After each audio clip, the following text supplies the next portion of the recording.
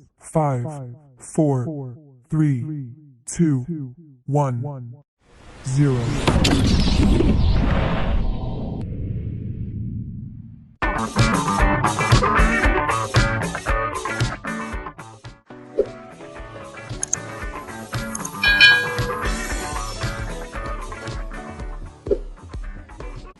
Hai hai hai, selamat datang Nah, kali ini kita akan belajar bersama-sama untuk mata pelajaran Pendidikan Pancasila dan Kewarganegaraan kelas 4 pada kurikulum Merdeka bab 1 tentang nilai-nilai Pancasila dan penerapannya di rumah atau di keluarga kita masing-masing.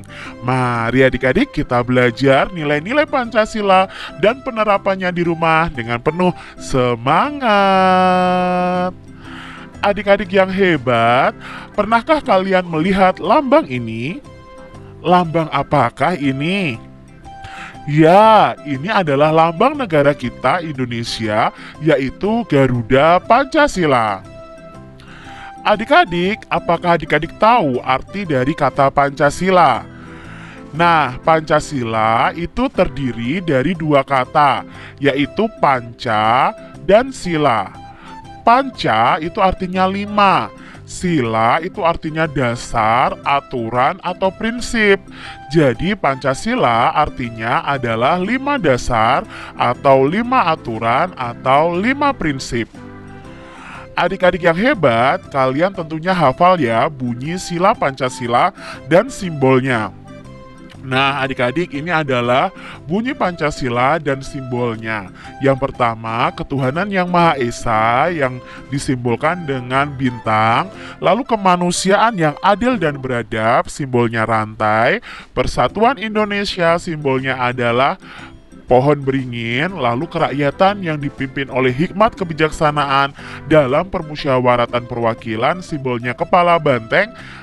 Dan yang terakhir adalah keadilan sosial bagi seluruh rakyat Indonesia. Simbolnya adalah padi dan kapas.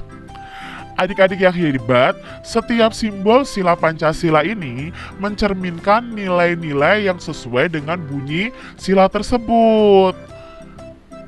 Nilai-nilai yang terkandung pada Pancasila adalah misalnya sila pertama itu ada nilai ketuhanan, sila kedua itu berhubungan dengan nilai kemanusiaan, sila ketiga berhubungan dengan nilai persatuan, sila keempat berhubungan dengan nilai kerakyatan, dan sila kelima berhubungan dengan sila atau nilai keadilan.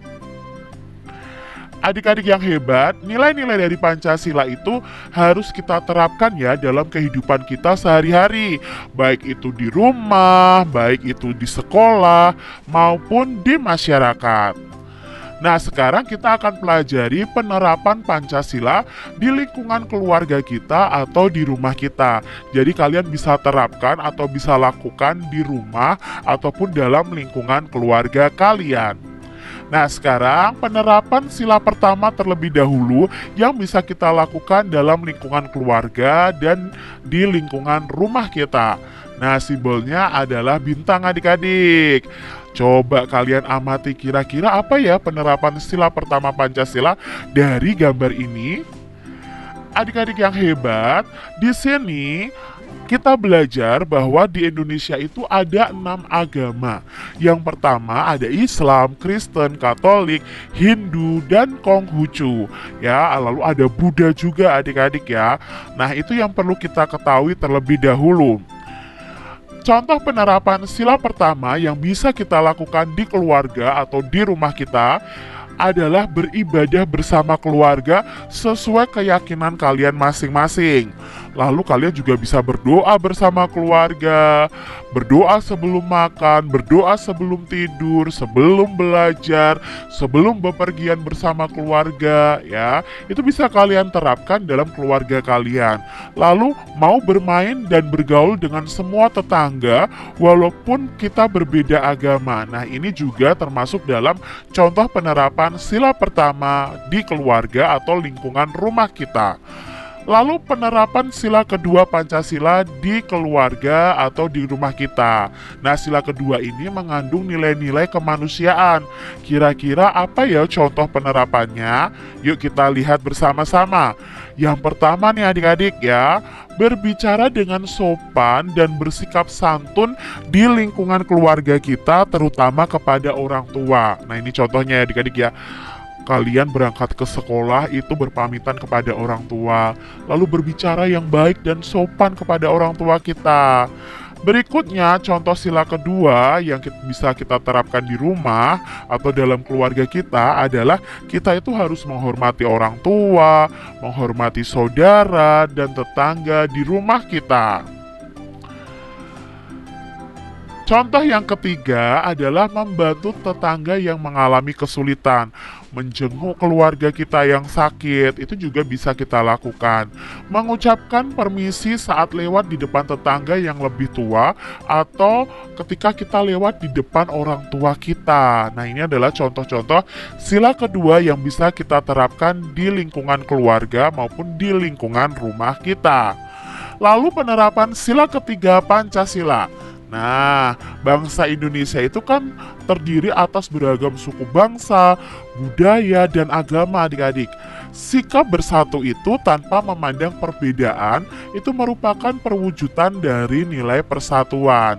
Contoh nih, penerapan sila ketiga yang bisa kita lakukan di rumah ya.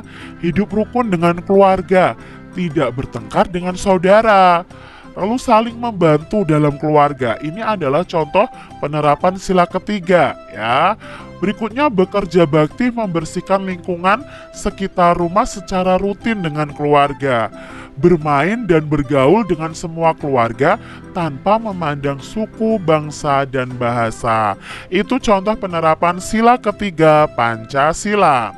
Lalu contoh penerapan sila keempat Pancasila. Nah, contoh penerapan sila keempat Pancasila akan kita pelajari. Salah satunya adalah musyawarah. Nah, musyawarah ini merupakan ciri khas bangsa Indonesia dalam menyelesaikan suatu masalah secara bersama-sama.